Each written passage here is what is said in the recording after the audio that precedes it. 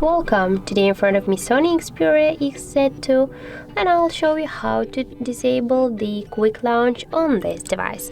So now by double press to my power key on the right side of my device, I can launch the camera application, and just to turn off this option, and we should go into the settings application and then scroll to the system section.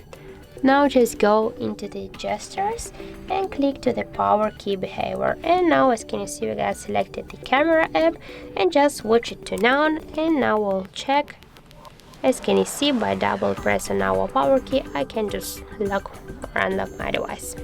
So that's how it looks, that's how to disable the quick launch on SONY Xperia XZ2. And thank you guys for watching. If you found this video helpful, don't forget to leave a like, comment and to subscribe our channel.